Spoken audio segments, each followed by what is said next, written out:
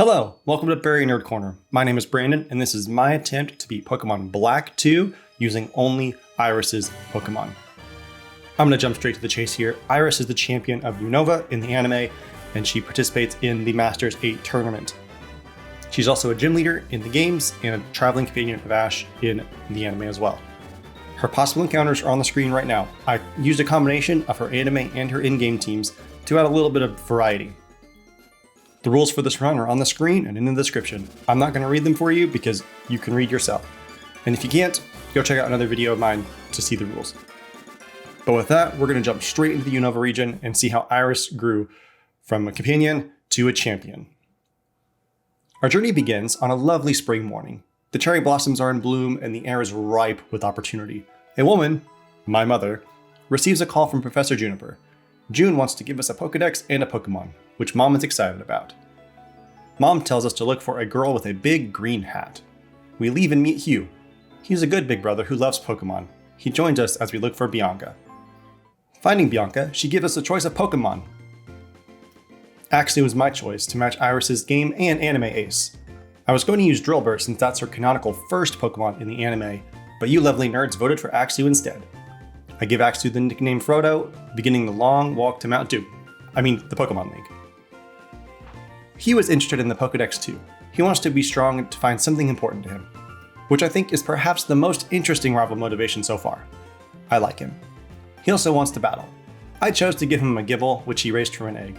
This parallels Cynthia, whom Iris fights in the Masters 8 tournament. We fight, and Frodo is able to defeat Gible in a few scratches. The first of many easy battles on our journey. A strange man jumps off a cliff.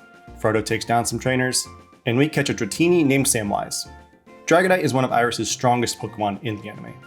Plus, there's a gift shiny Dratini or Gible in Flossie Town in the post-game, and I don't get any new encounters until Castelia City, so I'm adding Samwise now.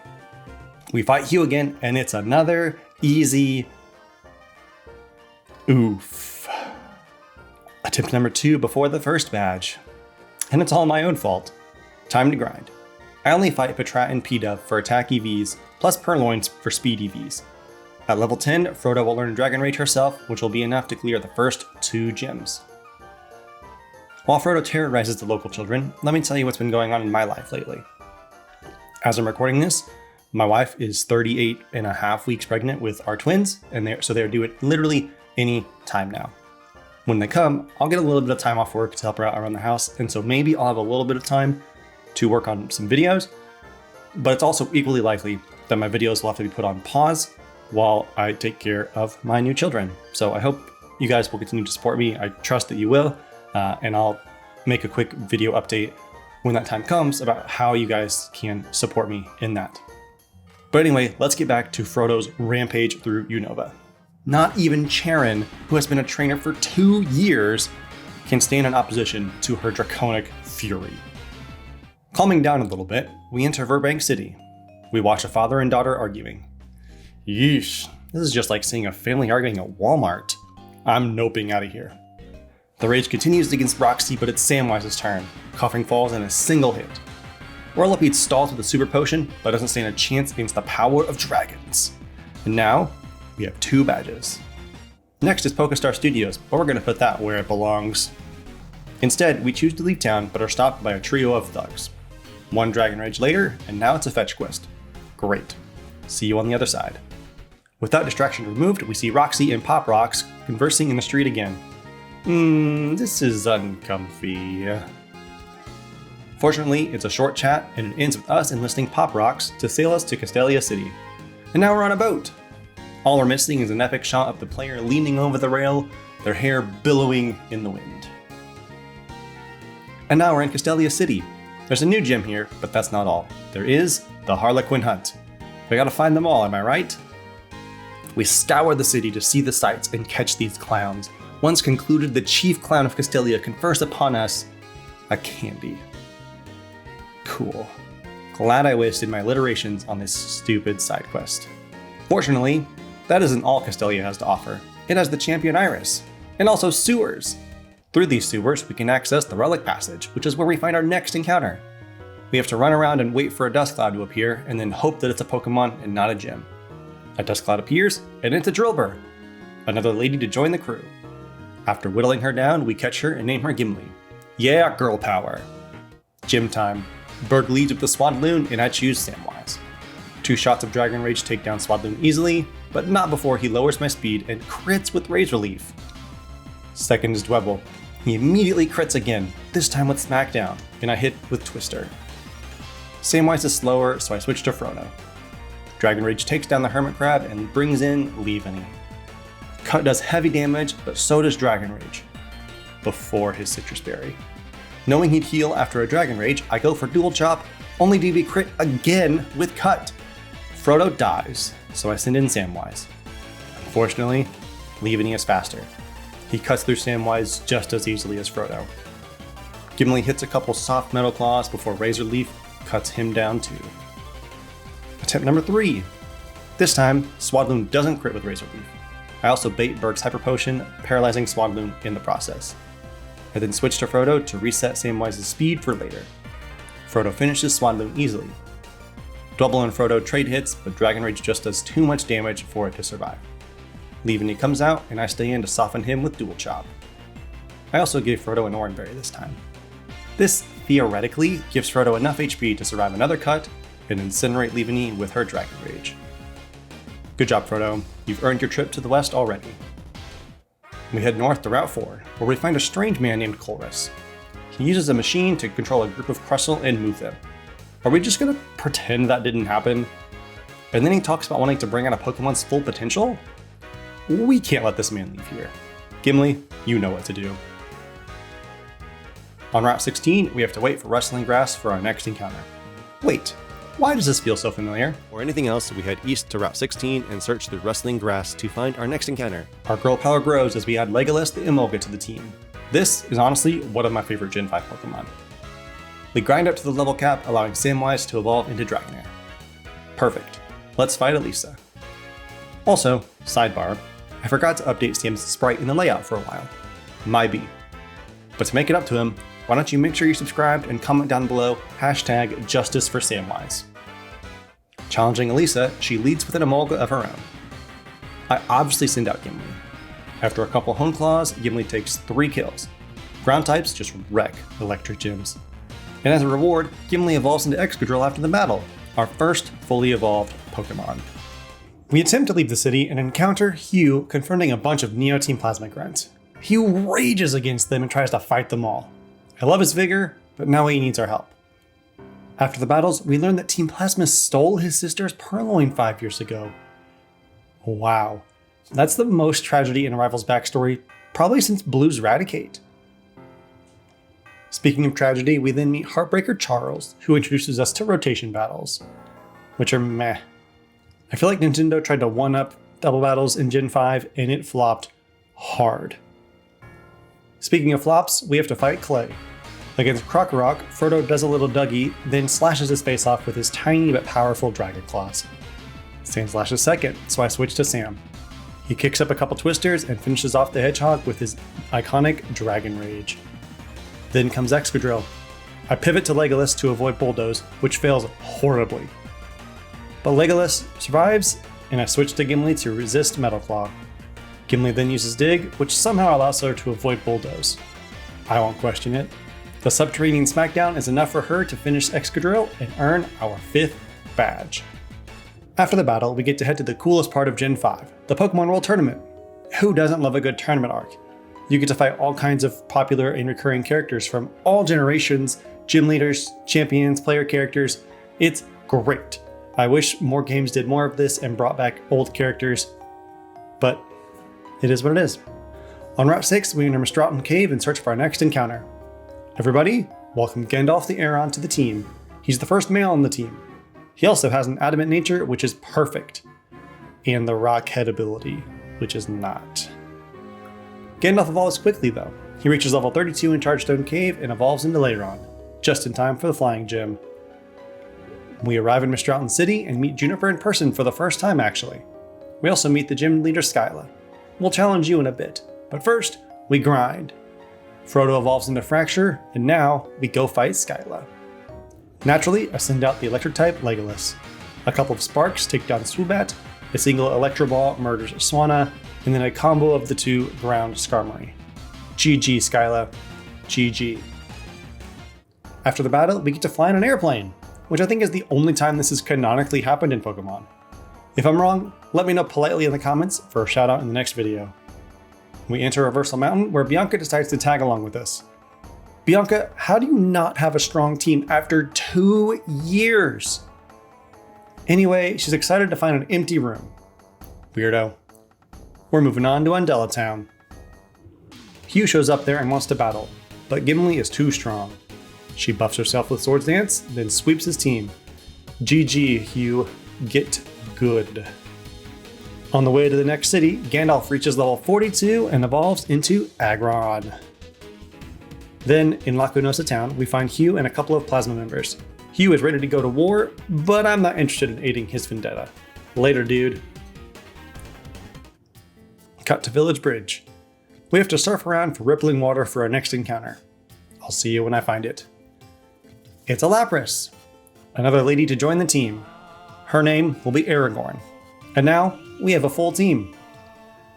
We enter Opelucid to find the next gym. Instead, we find Iris. We're coming for you. While getting ready for the gym, little Frodo evolves into Haxorus. Our little boy, or girl, has grown up so much. Going into Drayden, I lead with Aragorn against his Druddigon. A single Ice Beam puts it on ice. Flygon comes out and deals some flinching with Rock Slide, but a single Ice Beam also puts it on ice. And last is Haxorus, so I take a chance. Aragorn stays in, survives a slash, and freezes the dragon. This earns us our 7th badge with only 3 attacks. Good job, Aragorn. Leaving the gym, Drayden reveals that he's a huge Mandalorian fan. That's it. Nothing else important happens. Definitely nothing happens to make me feel kind of bad about beating Drayden so easily with ice moves. Nothing like that. Nothing at all. Anyway, we now have to go to Humalau City for the final gym. To get there, we travel through the Marine Tunnel, which is super cool. Let's just enjoy this stroll for a moment. Unfortunately, I stopped paying attention while going through the gym trainers, and I let Legolas go over the level cap. Whoops. Good thing I have an OP team. Marlin leads with Caracosta, and I lead with Frodo. After a Swords Dance, 2 hits take down Caracosta. Then, both Wailord and Jellicent fall to single hits from Dragonclaw. What an easy time. Let's go to the League. Oh. He wants us to explore Route 22, so that's what I do. And you know what I find? A pair of grunts blocking the giant chasm until I fully explore Route 21. Thanks, Hugh. I head back to Route 21 through the Seaside Cave and find Team Plasma's Bodhi Boy. That's its canonical name now. Hugh shows up. Marlin also appears to let down the access ramp, which is strange because he previously said he wouldn't meddle. But now he's meddling just because we wanted some help, which is the most worthless reason to help. What if we were the bad guys? Anyway, big bad Bodhi Boy time. There's a warp panel puzzle, which is everyone's favorite kind of puzzle, right?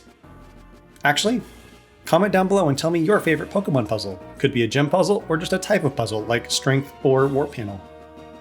Deep within the Bodhi Boy, we have a tag battle with Hugh against Zinzalin and a Grunt. It's pretty easy, but then we get a bunch of plot. Plasma has Kyurem to freeze the Unova region. They plan to use the DNA splicers to splice DNA and do something. It's unclear. And Hugh's sister stolen Purloin is probably being used by a Grunt. The Bodhi Boy takes off, and we follow it back to the giant chasm. There, we find old Team Plasma confronting the new guys. Let's not get involved, okay, Hugh? Okay, Hugh? Back to the Bodhi Boy. Gimli makes quick work of Zinzalin, and we also have to beat Colress again. He then monologues about Pokemon relationships. Cool. I have to stop a villain from restarting the Ice Age, and I don't have time for this. We head to Ghetz' office where he also monologues. One of the Shio Triad then shows up to slow us down even more. Hugh arrives and asks about his sister's Purloin, and in one of the most heartbreaking scenes in Pokemon, this Triad guy stole the Purloin and now uses it on his team as a Liepard. It listens to him because he stole/caught it. Now I have to pound this guy into the dirt. The other Triad members then show up, but I have to check on Hugh first. He's obviously distraught. Poor guy. This is super tragic. I think it's time to murder some more Plasma members. The Triad does return Liepard after we beat them, but then he reminds us that Team Plasma will only cause more heartbreak like this if we don't stop them. So stop them we shall.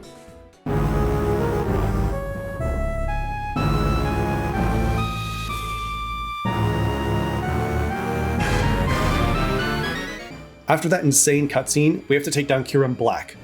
Gandalf makes quick work of them with a couple of Iron Heads. Much easier than a Balrog, wouldn't you say? Getsus is pissed. So naturally he challenges us to a battle. Luckily, In heals our Pokemon back to full health before the battle. Getsus leads with a Cofagrigus, and I still have Gandalf. After a solid Iron Head, I switch to Gimli.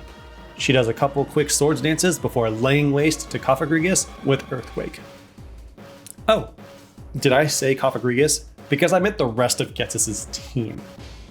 The only Pokemon that doesn't get quaked is Electros, who has Levitate. Everybody else is too slow to stop Gimli. Somebody in the comments, please count the number of on-screen kills that Gimli and Legolas earned. Tell me what the scores were and who won. Please and thank you. Anyway, Gimli destroyed Getsus, and as a result, Samwise gets to fly. She evolves into Dragonite, giving us a fully evolved team. After the battle, Getsus has a mental breakdown. The Triad shows up and whisks him away, which doesn't seem good. Actually, when are we going to get Black 3 and White 3? This story is not finished. In then talks to us for the first time, really. He explains that he can talk to Pokemon, which got me thinking. When are we going to get a protagonist in a main series game that can talk to their Pokemon? That would be so cool. Anyway, he sets off to do who knows what while encouraging us to take on the Pokemon League. We arrive at Victory Road, where N is waiting for us. He gives us the HM for Waterfall, so I guess he was setting off to find that HM and bring it to us. Cool. Anyway, Victory Road is pretty easy. It's actually the ruins of N's castle from Black and White, which is probably the coolest Easter egg I've ever seen in a Pokemon game. Hugh appears to challenge us at the end of the dungeon. Gimli manages to take out his entire team single-handedly despite being confused. Hugh then thanks us for helping him achieve his goal, which I think is the only time a rival has actually achieved their journey's goal. As thanks, he gives us the TM for Thunderbolt. After some grinding and moveset changes, here's the team. Unfortunately, I'm an idiot. I misread the encounters on Bulbapedia, so I didn't realize that I could catch Druddigon or Zweilous in Victory Road now. So I'm left with these 6. I choose to fight Marshall first. We lead with Legolas and Throw, respectively. A couple of acrobatics manage to take down the little freak, even after a Hyper Potion and Speed Drop from Rock Tomb. Conkeldurr comes out, threatening Legolas with 2 cement columns. So she Volt switches to Gandalf.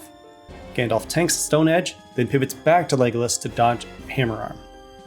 Now that we've lathered, it's time to rinse and repeat. Later, I switch it up by switching to Samwise, who's able to take down the Joker with a wing attack. Sokka comes out, but Sam keeps swinging. Sturdy keeps Sokka alive, but Marshall doesn't heal. Another hit takes down Sokka and brings in Mienshao, which I think is how it's actually pronounced. The Fool then misses a high jump kick and falls to one final wing attack. You played yourself, Marshall. I challenge Grimsley next. I lead with Samwise against his Liepard.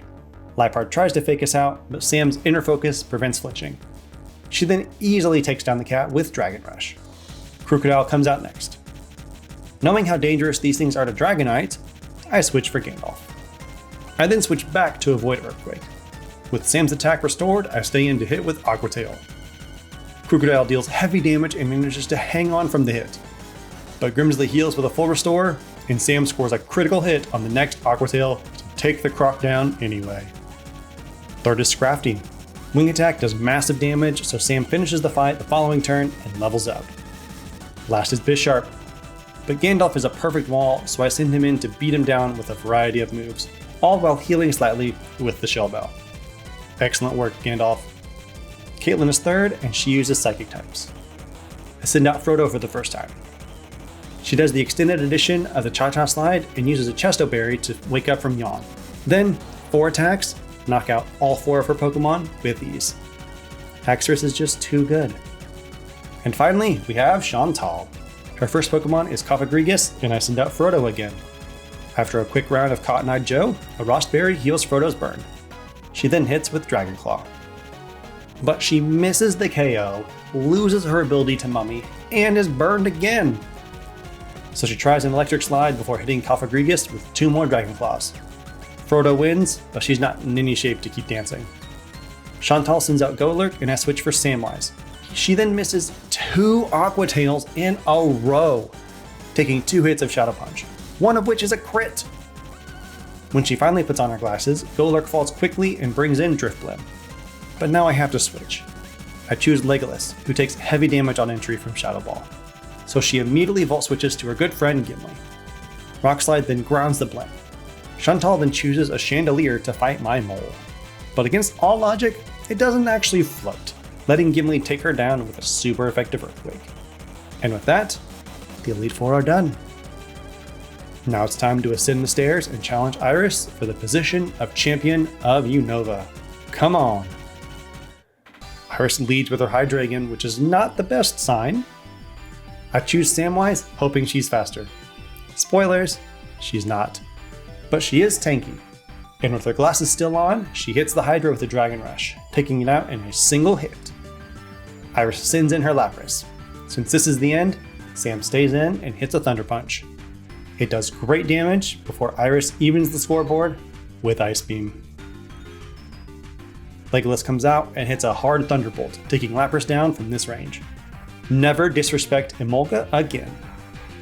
Iris' next Pokemon is Draudigon, who immediately disrespects Legolas by burying her under a pile of rocks, but not before she dealt some great damage with Acrobatics. Aragorn avenges her death with a quick Ice Beam, leaving Iris with half her team. Next is Archeops. This guy can be tough, but his defeatist ability is pretty easy to work around. I pivot to Gandalf, who resists all his moves. Then, a single Iron Head makes the Pterosaur extinct again. Iris then decides to have an Aggron mirror match. Luckily, Gandalf is tanky enough to survive a 4-time super effective Earthquake and lower his opponent's speed with Bulldoze. This lets him outspeed and finish the Aggron the next turn. This leaves Iris with just her Haxorus, but this is far from over. The dragon quickly dispatches Gandalf. I decide to have a mirror match of my own, sending in Frodo. I use Bulldoze first to soften and slow down Haxorus. Iris starts playing Copperhead Road to inspire and strengthen her Pokemon, but this only distracts her Haxorus, allowing Frodo to knock her out with a Dragon Claw before the chorus even begins. And with that, we have defeated Iris and become Champion of Unova. It was a long and wild ride, but we did it. I'm a little bummed that I missed out on a couple of encounters, especially Zweilous, because I've never gotten to use it. Although it wouldn't have actually been able to evolve into a Hydreigon, so I need to use it in like X or Y when the level cap is super high. But this was fun. I have a great appreciation for the 5th generation. I've grown to love it in the last couple of years as I've done some challenges and played through it some more. It's a lot of fun. It's a lot harder than I think it is. It's definitely way up there in terms of difficulty for Nuzlocke. Iris' final score was 3 attempts and 3 deaths. I believe that puts her in 4th place. This Masters 8 series has been so much fun. I'm really trying to get these next couple videos done quickly so I'm not having to spend 2 more months on this project because I have a bunch of other ideas in my head that I want to produce. Don't forget to like and subscribe if you haven't already. And if you're really feeling generous and really want to invest in my channel, you can join as a member. For a little monthly fee, you can get some extra benefits like seeing videos early, helping to vote for future video ideas, etc. All that information is in the community, is in the membership tab of my channel.